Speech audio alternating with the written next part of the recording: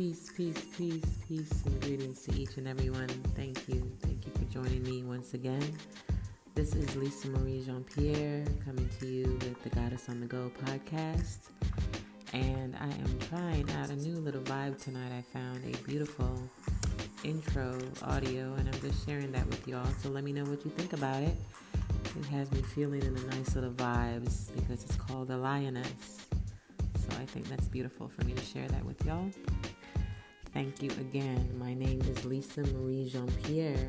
I am the Goddess on the Go, and this is my weekly podcast where I share my insights, just things to uplift you on your journey as I uplift myself, and looking forward to sharing much, much more with you as the days, weeks, months, and years go on. I give thanks. I just want to take a moment just to breathe. It seems like the air has been very heavy lately, and I've been practicing my deep breathing with more intent, more consistency in my own life, and I just want to remind you, each and every one of you, to breathe. No matter what you're facing, just stop and take a breath and reaffirm yourself, ground yourself in knowing that anything that comes to you, you can face it. You can overcome it, you can make it, and whatever it is, you are meant to overcome each and every obstacle that you face. All right? Just wanted to share that with you. Spirit told me just put that message out there, so let's get it on and popping. This week was or has been and continues to be a fulfilling week as I transition from one space to a new space with my family, with my children. We are wrapping up where we are currently staying, and packing is not always a delight, but it's always such a requirement in life when you are transitioning from something old to something new. And I give thanks again that we're able to be in the space of renewal and new beginnings, and looking forward to what life has ahead for us. In the process of all that, there are a lot of things that may fall by the wayside with being consistent with my weekly routines. And I'm just sharing with you again some success habits that I'm looking forward to implementing for myself, for my children, and for everyone that I'm connected with going forward. These are just a few of the mom essentials for moms on the go that I am using currently to manifest my greatness. And you can check out my blog for more on these success habits at lisamariejeanpierre.com. Okay? This week I know I'm going to be posting a lot when it comes to manifesting the success that you want to see in all areas of your life and what you deserve in all areas of your life. So check that out. Okay, on my Mom Essentials 7 habits or 7 success habits for moms on the go, number 1 for me continues to be an area of grayness because it's just making yourself a priority. It is challenging when you have been accustomed to living your life to pleasing others and to caring for others and being of service to others. We put ourselves on the back burner a lot, not just myself, but others as well. And it's time to reclaim that energy and that power so that you can bring your wholeness to every other experience that you have in your life. So prioritizing health and well-being is number 1 on my list. Number uno, prioritize health and well-being. That is not just your physical health. It's your mental health. It's not just your physical well-being. It's your mental well-being. Those things require balance so that everything not necessarily goes smooth, but so that you can maintain anything that comes to you. So anything that's going on right now that you don't have a handle on health-wise, check it out. Take care of it. Don't be overwhelmed. Don't be afraid, and just put yourself as a priority to changing what you don't like. And if you're having some challenges when it comes to health, reach out to me, share your concerns, and I may be able to have some insights for you that can serve you further. When it comes to your well-being, that is your kind of your foundation for for anchoring yourself to whatever ideals you set for yourself in life. So, your mental state. You want to be successful, you have to have the right mental capacity to embrace that success, to manifest that success, to bring it into your life in whatever that looks like. And don't be overcome or overwhelmed by any challenges that you're currently facing, because that can change as you grow and overcome anything and put old things behind you, things that no longer serve your current position or the position that you're choosing to put yourself in moving forward. Anchor yourself in prioritizing your health and well-being. That's number one. Number two, I'm guilty of this, cutting down on screen time. In recent months, I have been more active and intentional with using the internet and online to embrace my business and to be more purposeful in how I interact with my online audience and expanding my reach in a sense. But I still have to be mindful of not connecting in a space that is distracting. It has to be learning, and I'm not, it's hard to do that because there's so many things out there for us to absorb and to learn and consume. But for me, disconnecting to reconnect is priority number two. Reducing the amount of time that I spend online to be able to better serve everyone that I come in contact with online and offline. So that is number two on my list, to use the internet as the tool that it was meant for in my life and experience, to not get caught up with any of the social parameters of it, even though it is a part of the work that I do. Be able to detach and disconnect from those areas and still be of use to myself, because you can get caught up when you spend a lot of time, even if you're doing something positive and intentional. You can get swayed in a different direction by overly consuming certain things and certain energies, because it's all energy. And just be mindful of that. All the things that you consume online, they can shift your perception in more than one way. I know this personally. So disconnecting to reconnect is number two on my list. So number three on my list is improving my spirit work, my spiritual connection with myself, with the divine, with God, as I see. And taking the time to make that a priority in my life has been consistent for the past 2 years.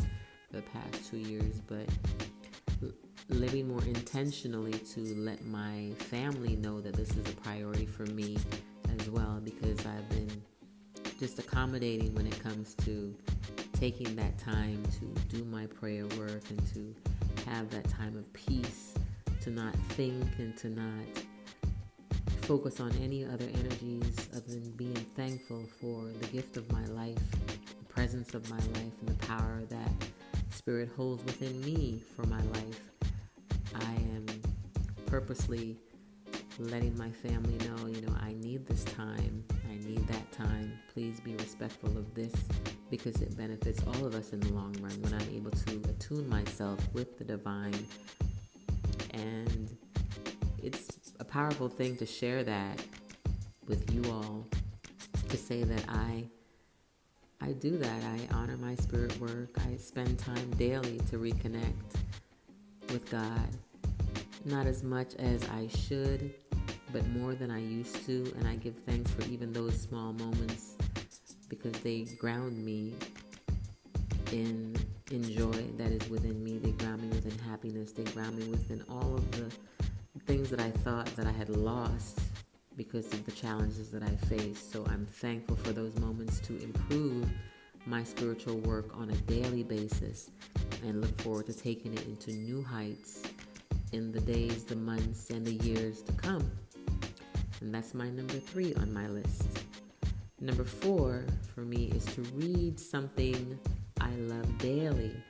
30 minutes to an hour daily. I consume a lot of digital books and materials, but I also have a large library of books because I love to read. I enjoy to read. I enjoy stimulating my mind encouraging my curiosity, learning new things, expanding my inner consciousness, not to, be highfalutin, but just to gain something, insight in something that I never had knowledge of before, not just for the benefit of others, but for myself as well. So reading is fundamental, as they say. It's very important to consume words in a positive light and an encouraging light for yourself. And I don't always say, okay, just read books on success, read books on personal development. Read something that's fun, read something that makes your heart sing, read something that brings laughter and joy to you.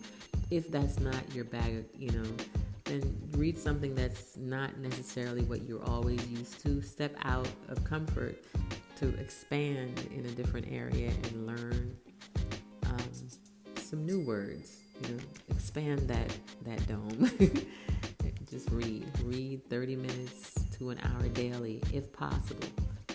We all live such busy lives, and that may not be something that you can prioritize, but why not in the new year set that to be a goal, to read something to yourself, to empower yourself, to encourage yourself, and to bring out the greatness within you from something that you may consume in this way. Okay, number 5. I'm going to read this and everybody's going to say, okay, I know this. I'm guilty of this also. Stop multitasking. We are, superheroes. We can do any and everything that we set our minds to. Of course, yes, we can. But does that mean that we should? We have such power within us, and we consume so many things and want to give back, but we have to know when is the right time to downsize and to minimize. So multitasking can take away that energy and that power, and we have to know within ourselves when is the right time to hold and when is the right time to share. So stop multitasking. We are powerful, unique beings. We can do anything we set our minds to, but we don't have to do it all at once. We don't have to do it all in one day, in 1 month, in 1 year. Pace ourselves with the perfection that we seek. And that's my number 5. Number 6 on my list is invest in what matters to you. So if that is finances, in business, in relationships, in culture, in society, whatever that may be for you, invest in what matters to you. Lay the foundation for putting in that effort into something that is of importance in your life and your experience. Not what others want you to invest in, but something that is driving you to achieve a certain goal, or to achieve, or not even necessarily to achieve, but just to aim for. Invest in that thing, that area that matters most in your eyes, in your experience, because we can't do what others want us to do. We really have to walk our path to bring the fullness to our own experience and our own expansion. So that's my number 6. Number 7, master my routines. That, I'm still working on it, because there's so many patterns of repetition that I am practicing right now that they give me a lot of power, they give me a lot of strength, a lot of encouragement, but it's just balancing everything in the midst of everything else. I give thanks it will get better, but becoming the master of all these things. We are, Janes of all trades, masters of, I won't say none, many, but not on a full-fledged scale of mastery. It's kind of like minimal mastery, because again, we are multitasking on a higher frequency than ever before. That means we are so much more in tune with ourselves. We have the potential to do any and everything, but we have to master the consistency of our routines to bring those things into life. So pace ourselves, master those disciplines, those habits of consistency within our lives that bring out the best in us and bring out the best in others that surround us, because they tell us when they see us doing these things, oh yeah, I I notice a change in you. I notice how good you feel, or how good you are, or how your energy is different when you do this thing. So people will take notice, and people do take notice when we prioritize the things in our lives for our greatest and highest transformation. So continue to do the work that you must do to be successful in all areas of your life. Use these mom essentials, these 7 success habits, while you're on the go to continue to do your best for your highest and greatest transformation. And I look forward to sharing more of these in the new year with you as I continue to develop and grow in all areas of my own personal journey. This week, again, closing one door and opening a new is exciting. It's scary, but it is so right on time. It is so right on time. Change is a necessary practice of this life. It is not always easy, but it is necessary, and I give thanks for not being hesitant or being apprehensive about things as they change for me, because there are many things we can't control in this life, and we have to take them as they come. Use those habits that we have learned along the way to continue to increase our capacity for what is to come through successful patterns of repetition, through successful habits of loving ourselves, being able to better love others, successful habits of giving ourselves that true divine love and self-care that we so need, connecting with the divine source that is within us, nurturing ourselves in any capacity to be our best selves, minimize the things that can overwhelm us at times, take time out to put our efforts to those things that are really important, most important on our journeys, and to balance and be masters of those routines, habits, and patterns that help us to elevate ourselves better than we were before. So just take my words of encouragement and continue to grow on your journey to your highest and best self. I am going to wind down tonight. This is a quick podcast because this has been a busy week, a week of strong movement. And as I said, I had to catch my breath several times because there's a lot of changes in the atmosphere. There's a lot of changes within the world, and we are all feeling it, and we have to just breathe. Inhale that which we need, and exhale that which we no longer require at this stage in our journeys. Exhale. Know that you are always guided and protected and supported in every part of your journey. And I'm going to share with you some words, some daily affirmations that I use to help to support myself. Remember that you are loved. Remember that you are trustworthy. Remember that people believe in you, and you are deserving of forgiveness, and you are the solid foundation of your life and the lives of others. So you are loved. You are trust. Believe in yourself and forgive yourself. Be gentle with yourself, and you are the solid foundation of who you are meant to be. Never forget that. Own that in your power, in your truth, in your understanding of what you are here to do. Peace and love continuously.